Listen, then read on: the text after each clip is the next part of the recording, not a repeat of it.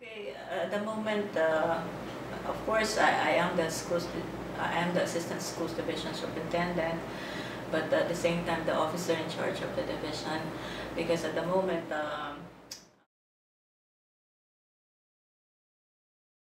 definitely we try to provide quality education, which is equitably accessible to all. Yes. That's one thing definite because it's a mission.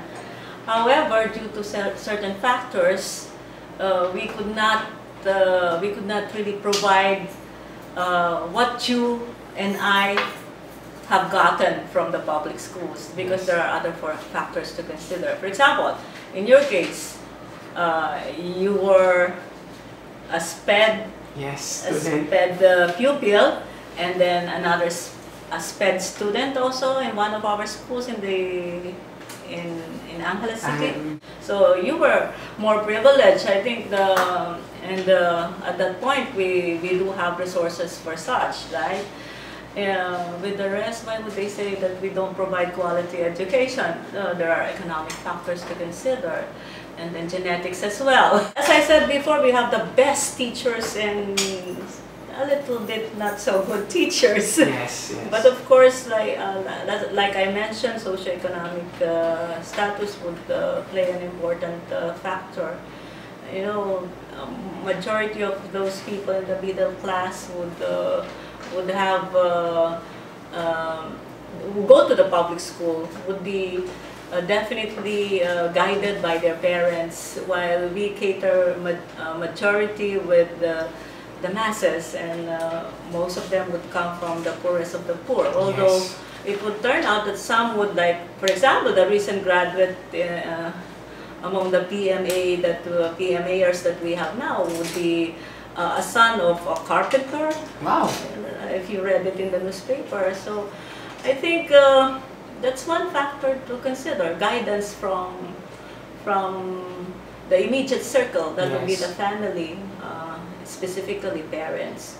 And then of course, I wouldn't want to say that it would be teacher factor, but we're really trying to resolve that aspect by enhancing human resource development in our field, So, in our organization, not only for teachers but as well as for leaders. So, as I was talking to the set of secondary school heads 2 days ago, they were saying that they have more enrollees in first year.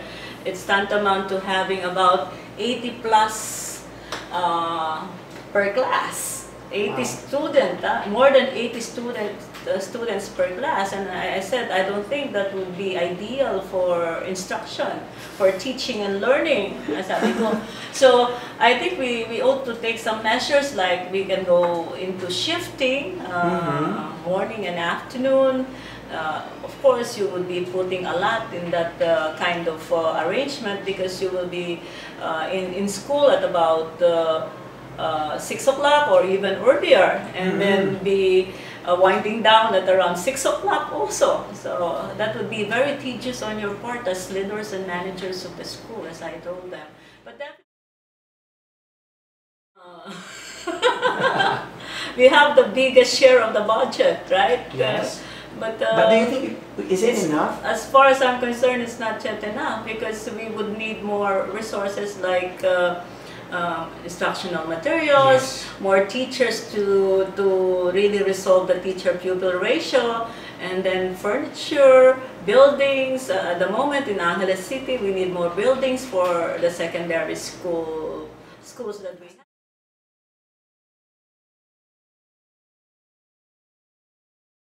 At this point, I would say that we are at par with the private schools. Probably just so. I'm a mixture. I'm a product of both private and public schools, and I would say they are at par. Only they are not at par in terms of resources. Yes. But they're very good in maximizing and in the utilization of our resources. That's why we can be at par with them. Even if you look at the National Achievement Test results. Yes, ma'am. How is it, po? We would be at par with the private schools. Actually, I wouldn't want to say it, but sometimes they put us down because of the results of their achievement. Really? Yes. Wow.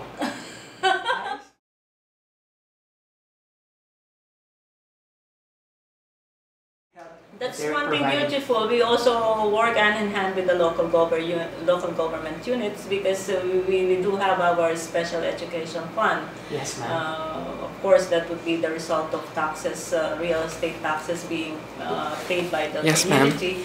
And that's also utilized to the optimum because we do get contractual teachers courtesy of our school education fund.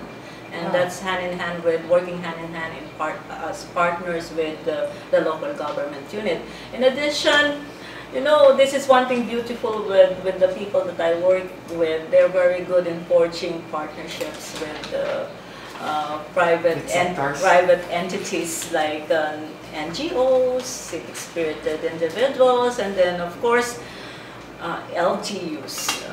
So that's how we work here. We're, if you would say it's a family, we're trying to make both ends meet and try to produce good results. Yes. And we're striving to do that definitely with all this. At this point, as I told you last time, we're working on 4 directions like to strengthen instruction and supervision. To integrate co-curricular activities, to enhance human resource development, both for leaders and teachers, and then to strengthen assessment, monitoring, and evaluation. With that, we do a lot of consultation and planning.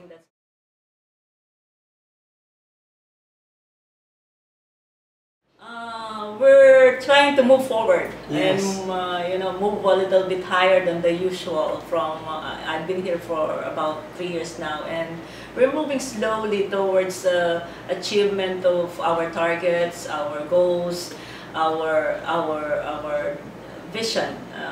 Eventually, probably you'll be able to achieve it, and that would be functional literacy for all, and then good governance as well. Because we have improved in terms of processes in the whole division, not only in this office but down to the school level.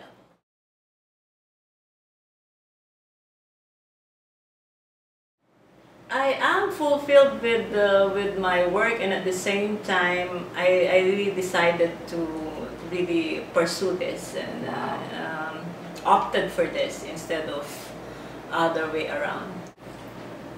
There's nothing difficult when you love to do what you're doing. That's how I look at it. Wow. Even if it's a double job with one pay, as I kid people around, it takes so much of my time. It's actually 24/7, and just because I love my job as an assistant, then.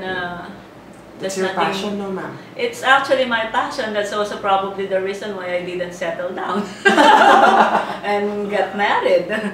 Okay, so I'm still single until now.